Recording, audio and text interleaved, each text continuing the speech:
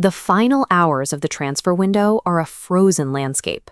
Hundreds of millions of pounds sit completely stalled in negotiations. The core problem halting these deals is a massive, often insurmountable valuation gulf between the buying and selling clubs. Comparing the Bradley Barcola deal, Paris Saint-Germain demands 170 million euros. Liverpool's opening offer sits at a strict 100 million, leaving a 70 million euro gap. A gap this large cannot be bridged by simply splitting the difference. The math completely locks up. We see the exact same deadlock with Aston Villa. They are demanding up to £65 million for centre-back Ezri Konsa, while Arsenal's initial test of the waters barely crossed the 35 million mark. The casual negotiation phase is officially over. To move the needle now, clubs have to abandon traditional talks and deploy aggressive market mechanics to force the other side's hand. The first tactic is what insiders call the waiting game. Clubs use extreme patience to actively shift the leverage in their favor. Paris Saint-Germain has been exceptionally busy, pushing hard to finalize a €55 million deal for Barcelona forward Ferran Torres. By signing Torres along with other recent additions, PSG is rapidly creating a highly bloated squad with a massive surplus of versatile attackers. Knowing this, Liverpool is intentionally pausing their pursuit of Bradley Barcola.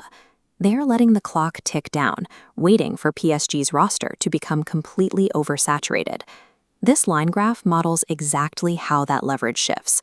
As PSG's squad size and wage bill increase, their desperation to offload players spikes, driving their €170 million asking price for Barcola sharply down toward the £120 million mark.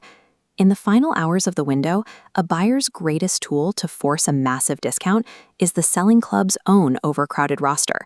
Sellers have their own defensive tactics to counter this pressure. The most common is the domino contingency, a flat refusal to sell a player until a replacement is already signed. Arsenal is enforcing this right now. Despite receiving a €45 million bid from Galatasaray for Gabriel Martinelli, they are completely blocking the deal until they secure a new left-sided attacker first. Liverpool is mirroring that exact strategy. Tottenham is ready to move for Cody Gakpo, but Liverpool refuses to even open talks until they finalize their own offensive reinforcements. When defensive tactics aren't enough, clubs pivot to the hard ultimatum. Chelsea has set a strict 5 p.m. Friday deadline for the sale of midfielder Enzo Fernández. Manchester City knows the exact stakes. They must match the £120 million price tag before that deadline hits. At 5:01 p.m., Chelsea pulls the player from the market entirely. Then there is the ultimate seller's barrier, the Premier League tax. We saw this clearly in Tottenham's handling of Christian Romero.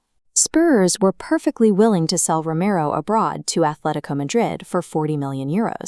But internally, they made it clear that selling him to a local rival like Arsenal would require an astronomical prohibitive fee, well over £100 million. Player valuations on deadline day are rarely objective reflections of talent.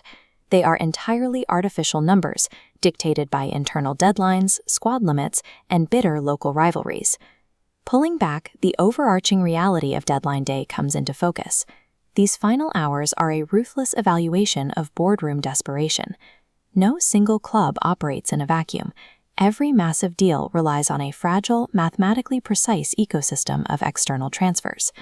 Manchester City's ability to actually afford Enzo Fernández is strictly tied to offloading their own players to raise a specific sum, exactly €75 million.